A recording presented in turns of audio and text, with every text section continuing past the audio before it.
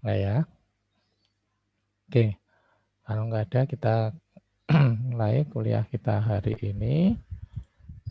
Nah, kuliah kita hari ini, kalau kemarin itu kita belajar tentang apa namanya steganografi.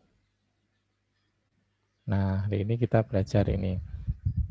Saya dapat ini apa namanya PPT bagus ya dari Iowa State University ya kayak gitu tuh ya tentang Introduction to Cryptography ya. Nah kemarin di apa di steganografi kita sudah belajar kalau steganografi itu menyembunyikan informasi ya, menyembunyikan jadi tidak mengubah bentuk kayak gitu. Nah kalau yang kriptografi itu mengubah bentuk dari informasi yang asli menjadi bentuk yang lain yang tidak terbaca atau orang lain ya sebenarnya tidak terbaca kayak gitu tuh ya. Nah itu. Nah kita akan belajar ini laser pointer apa kriptografi.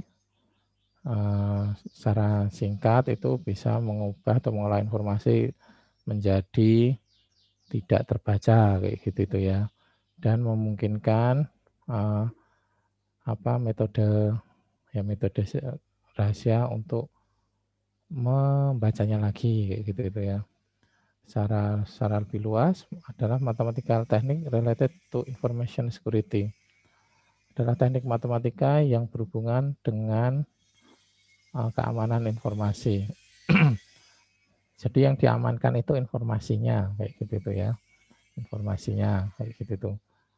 About secure communication in presence of adversaries. Apa ya adversaries? Nanti di Google Translate aja ya. Jadi kriptografi itu ini. Jadi intinya kriptografi ini memang nggak bisa dipisahkan dengan teknik matematika ya yang berhubungan untuk keamanan informasi ya. Nah, secara mudah ini nih. Kalau yang biasa kita pahami ini adalah mengolah informasi tertentu menjadi tidak terbaca. Tidak terbaca oleh siapa? Oleh orang yang mencoba untuk membaca. Tidak terbaca oleh orang yang coba untuk membaca. Yang coba untuk membaca itu berarti bukan orang yang seharusnya menerima informasi itu. Kalau yang menerima informasi itu, ya jelas dia bisa membaca, gitu ya. Nah, kemudian ada namanya cryptanalysis, adalah studi dan tentang metode of obtaining meaning encrypted information without accessing the secret information. Ya, memecahkan encrypted information itulah cryptanalysis, ada studi metode belajar bukan ya, the study of method for obtaining, studi untuk bagaimana metode memecahkan ya meaning of encrypted information without accessing the secret information. Ya, cryptanalysis itu intinya untuk memecahkan sandinya itu ya. Untuk memecahkan sebenarnya yang di encrypt itu apa gitu itu. Ya. Kalau kriptologi itu kriptografi plus cryptanalysis. Ya. Nah, terus ini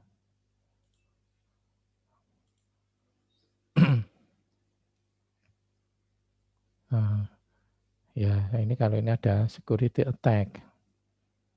Ini serangan terhadap keamanan keamanan informasi ya.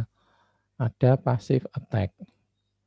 Passive attack itu obtain message content.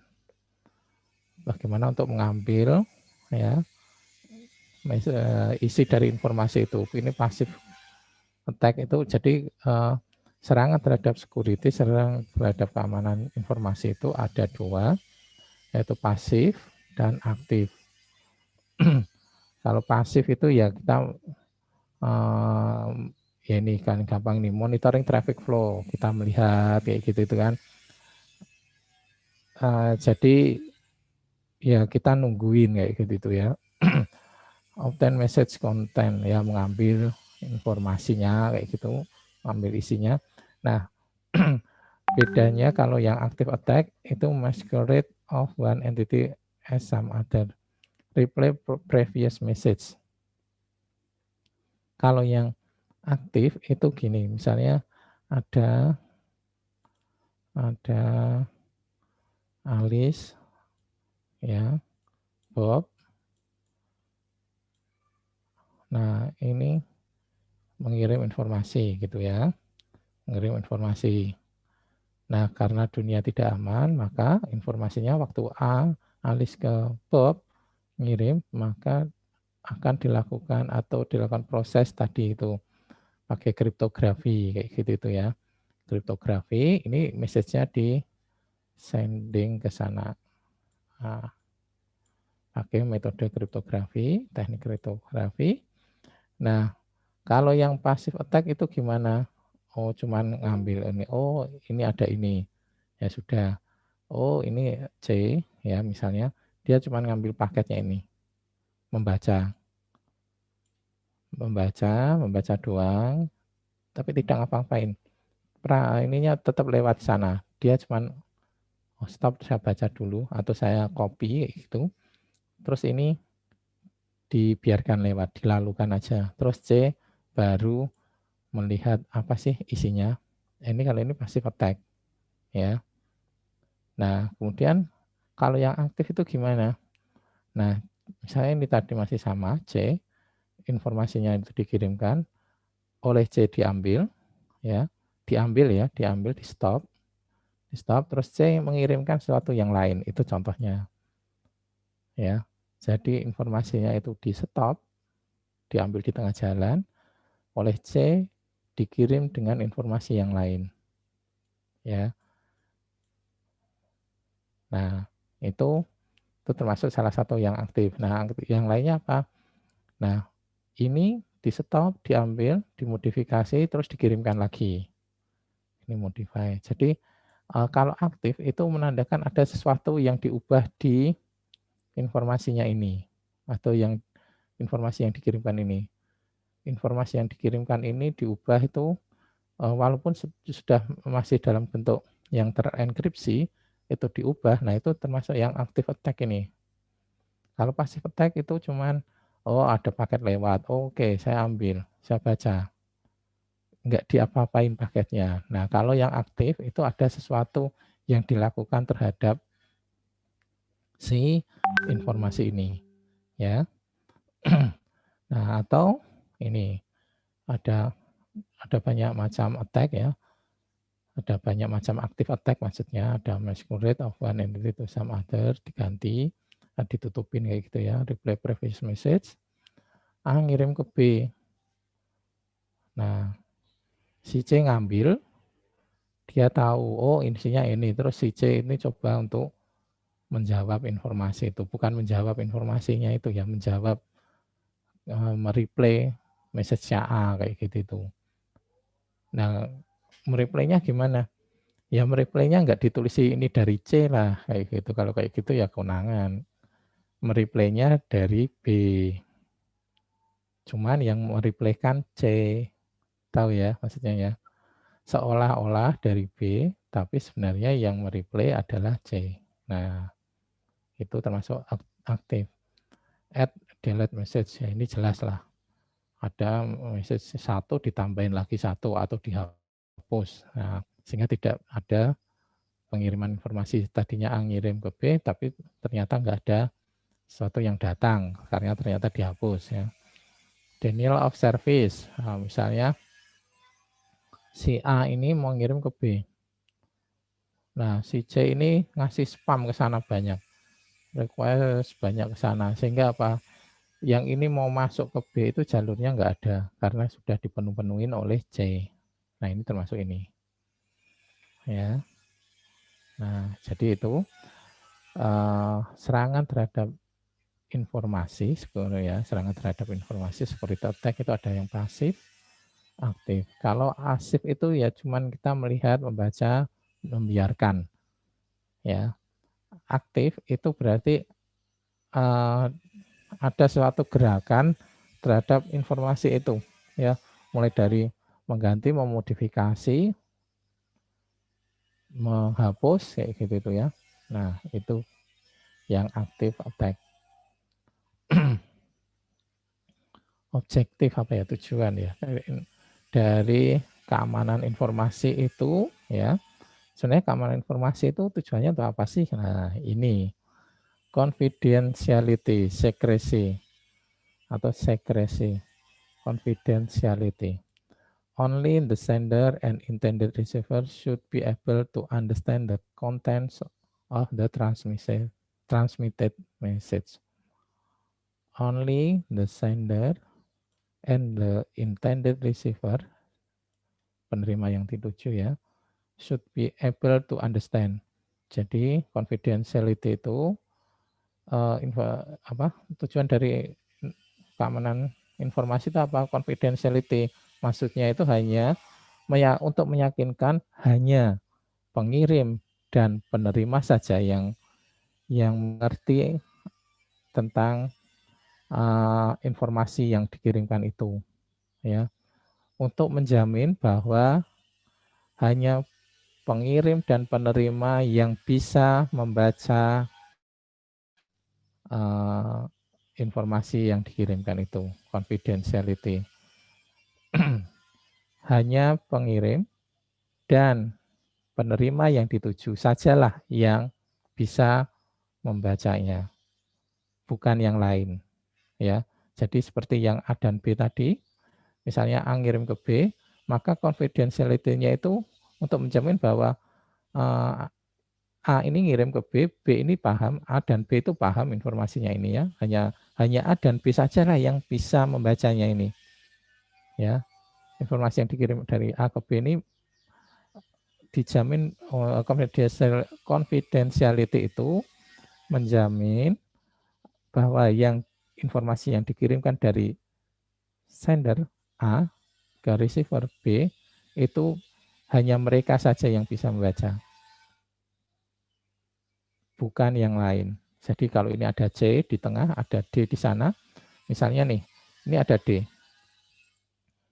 Message-nya ini nyasar ke sana, nyasar. Bukan karena attack kayak gini ya, karena attack kayak gini enggak, cuman ada kesalahan terus nyasar ke D. Nah, padahal A ini maksudnya ngirim ke B. Maka kalau kita kirim ke D, D pun nggak bisa membaca kayak gitu itu ya. Karena sebenarnya yang dituju adalah B. Nah, confidentiality itu untuk menjamin hal itu, bahwa dari sender dan receiver yang ditujulah yang bisa membaca itu. Itu confidentiality.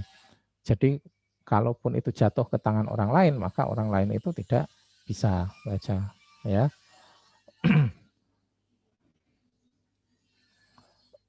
Authentication. Both the sender and receiver need to confirm the identity of the other part involved in the communication.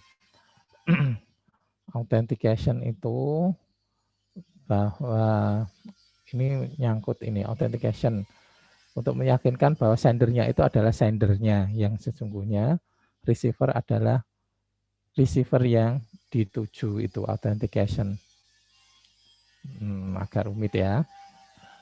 Gini, ini kasusnya misalnya nih ya, misalnya nanti suatu saat ada sistem absensi kita memakai RFID, pakai kartu RFID, kayak gitu itu ya.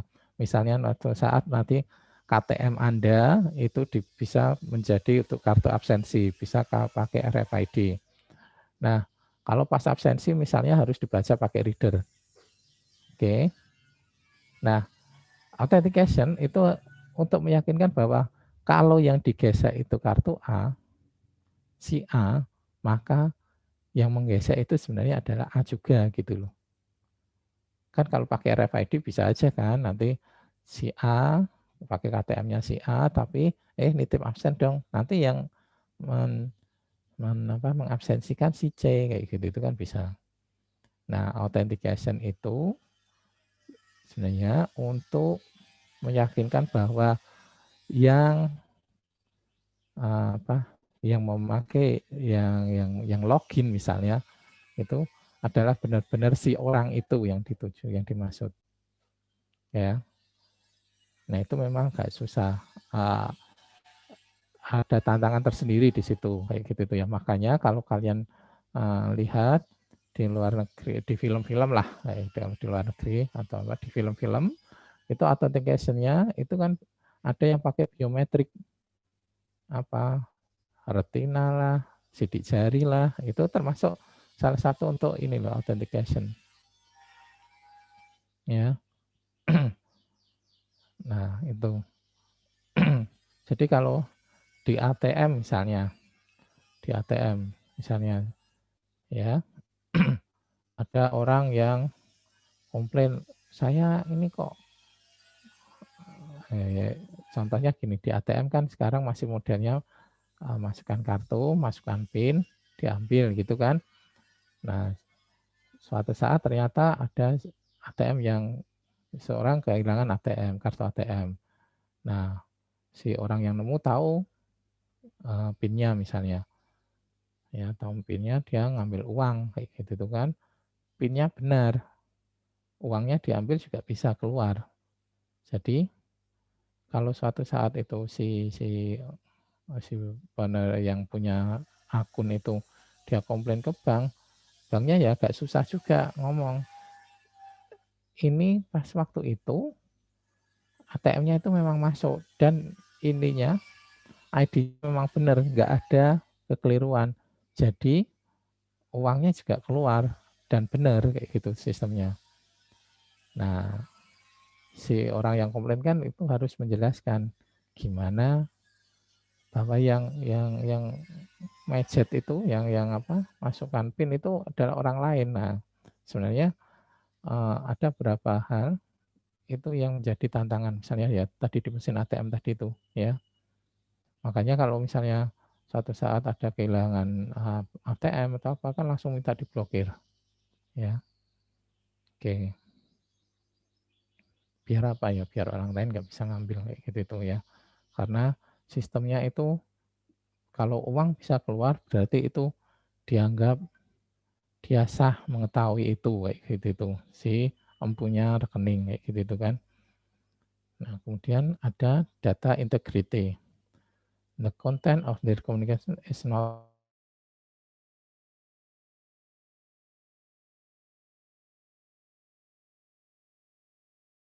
data integrity itu untuk menjamin bahwa selama transmisi ininya ya informasinya itu tidak akan ada perubahan data atau informasi ya.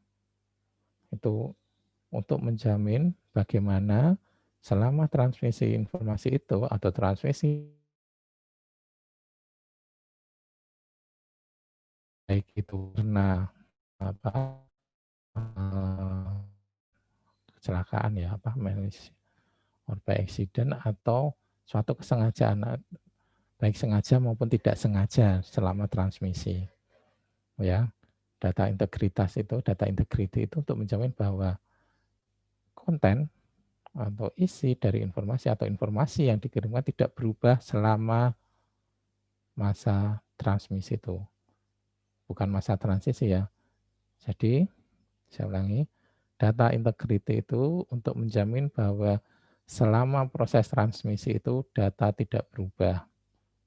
Ya, baik sengaja ataupun tidak sengaja, ya. Nah, availability, timely accessibility of data to authorized entities. Yaitu ketersediaan, ya, timely accessibility of data to authorized. Ini bahwa informasi itu bisa tersedia pada orang yang punya otorisasi ini ya, atau grup yang punya authorized itu entity. Jadi yang ini nih perlu ditegaskan lagi ya. Tujuan dari keamanan informasi itu untuk menjamin confidentiality, authentication, data integrity. Ini salah satunya ya. salah tiganya itu ya. Jadi keamanan informasi itu untuk menjamin confidentiality, bahwa hanya pengirim dan penerima yang dimaksud saja yang bisa membaca. Authentication untuk meyakinkan bahwa penerima dan pengirim itu adalah orang yang dimaksud itu, kayak gitu tuh ya. Kemudian data integrity untuk menjamin bahwa selama masa pengiriman informasi itu, selama informasi dikirimkan itu tidak akan ada perubahan. Ya, availability itu ketersediaan data pada grup atau entitas yang authorized, yang diberi wewenang, kayak gitu ya. Juga ini non-repudiation itu termasuk penting, kaitannya itu juga dengan authentication tadi. An entity is prevented from denying in previous commitment or action. Ya, ini untuk meyakinkan bahwa tidak ada yang bukan komplain tapi mengelak, tidak ada pihak yang akan mengelak terhadap proses pertukaran informasi itu. Maksudnya gimana, gini, kembali ke yang ini ya, A dan B. Misalnya nih, untuk mengirim ini, pertama, untuk authentication-nya, misalnya harus login dulu ke sebuah sistem.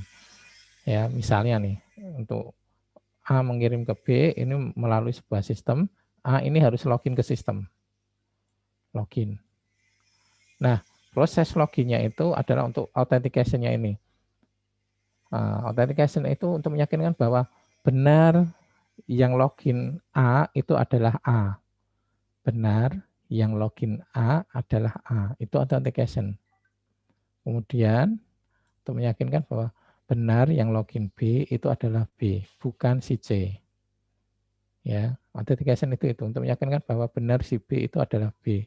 Benar si yang login B adalah B. Itu authentication.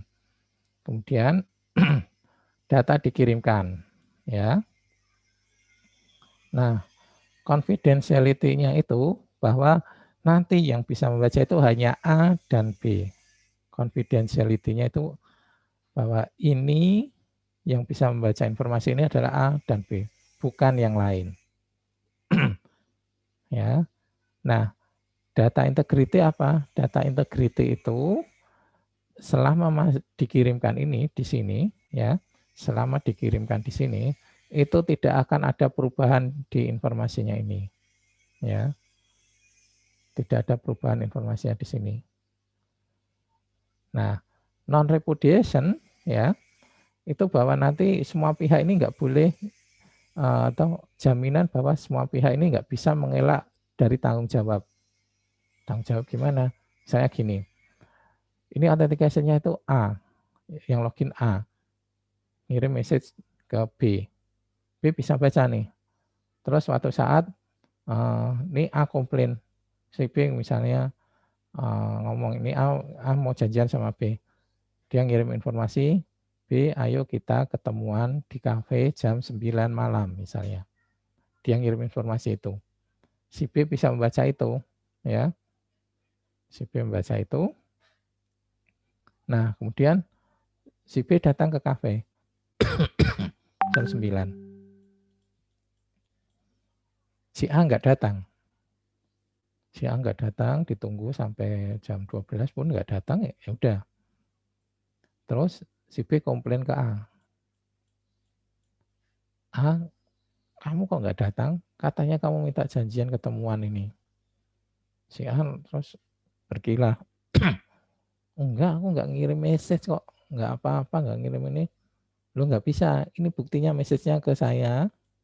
Itu jam 9 minta di kafe ini.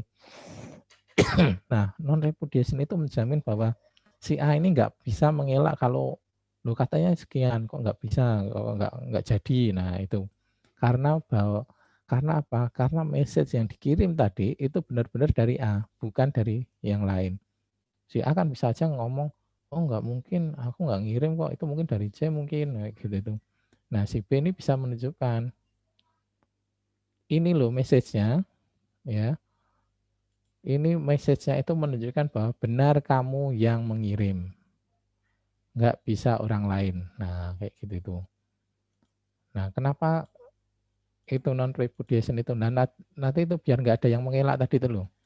Nah authentication itu untuk menjamin itu tadi loh, kalau yang mengirim ini benar-benar yang pengirim, yang penerima itu benar-benar yang penerima gitu ya. Access control. An entity cannot access an entity that is not authorized. Oh ya, maksudnya itu akses kontrol itu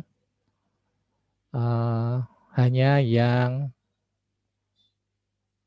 berhak saja yang bisa mengakses informasi tersebut. An entity cannot access any entity that is not authorized to. Bahwa yang apa, yang berhak ajalah yang bisa membaca atau mengakses informasi tersebut. Anonymity, the identity of the entity is protected from others. Ya, anonim kayak gitu itu ya.